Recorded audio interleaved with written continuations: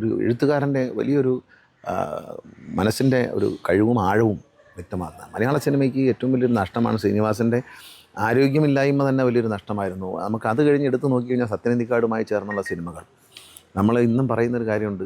Dubai ആണെന്ന് പറഞ്ഞ് മാമുക്കോയ ഇവരെ രണ്ടുപേരും കൂടെ കൊണ്ടുവന്ന് മദ്രാസിൽ വിടും. അറബി അറബിയോട് പറയാൻ അറബി പഠിപ്പിക്കുക, 2 വാക്ക് അറബി പഠിപ്പിക്കുക. ഇതൊക്കെ ഇത്രയും ഹ്യൂമറസ് ആയിട്ട് കാണുന്ന ആളല്ലേ അത് പറയാം. എഴുതാനൊക്കൂ, അങ്ങനെ ഒരു കാര്യം എഴുതാൻ പറ്റൂ. സഖാവ് എന്താ കല്യാണം കഴിച്ചതെന്ന് ചോദിക്കുമ്പോൾ അത് നമ്മളിപ്പോൾ തൻ്റെ കാര്യമല്ലേ സംസാരിക്കുന്നത് എന്നുള്ള മറുപടി ശങ്കരാടിച്ചാറുണ്ട്. അപ്പോൾ കല്യാണം നമുക്ക് അത്ര നല്ലതല്ല എന്ന് പറയുമ്പോൾ സഖാവ് കല്യാണം കഴിച്ചോ എന്ന് ചോദിക്കുമ്പോൾ അല്ല അത് തൻ്റെ കാര്യമല്ലേ പറഞ്ഞത്, നമ്മളെ കാര്യമല്ലല്ലോ എന്ന് പറയുന്ന അത് അത്തരം തമാശകൾ വളരെ രസകരമാണ്.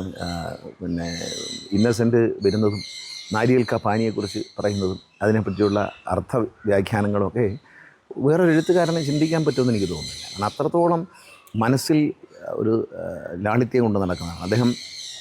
ജീവിതത്തിൻ്റെ എല്ലാ ഘട്ടങ്ങളിലും തൻ്റെ കഥാപാത്രങ്ങളെ പോലെ തന്നെ ലളിതമായി ജീവിച്ചു എന്നുള്ളതാണ്. ശരിക്കും അതാണ് ആ വാക്ക്. കാരണം കഥാപാത്രങ്ങൾ സാധാരണക്കാരാണ്.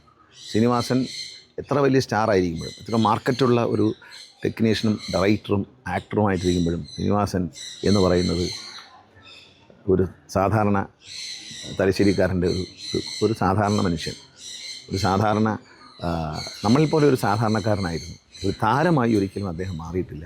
താരങ്ങളുടെ താരമായിരുന്നു ശ്രീനിവാസൻ. പക്ഷേ താരങ്ങളെക്കാൾ വലിയ താരം. പക്ഷേ ഒരിക്കൽ പോലും അദ്ദേഹം ഒരു താരമായിട്ടില്ല. സാധാരണക്കാരനായി ജീവിച്ചു. സാധാരണക്കാരുടെ തമാശകളും സാധാരണക്കാരുടെ ചിന്താഗതികളും ഒക്കെ കണ്ടു. അതാണ് ശ്രീനിവാസൻ്റെ പ്രത്യേകത. വലിയൊരു നഷ്ടമാണ് മലയാള സിനിമയ്ക്ക്. അദ്ദേഹത്തിന് ഇപ്പോൾ കുറേ നാളായിട്ട് അദ്ദേഹം സിനിമകളൊന്നും എഴുതുന്നില്ല. അത് തന്നെ ഒരു നഷ്ടമാണ്. അദ്ദേഹം ജീവിച്ചിരിക്കുന്നില്ല എന്നുള്ളത് വ്യക്തിപരമായൊരു നഷ്ടം. മരിച്ചു എന്നുള്ളത് വ്യക്തിപരമായ വലിയൊരു നഷ്ടമാണ്. ഒരു നല്ല സഹോദരൻ, ഒരു സുഹൃത്ത് നഷ്ടപ്പെട്ടു എന്നുള്ളതാണ്.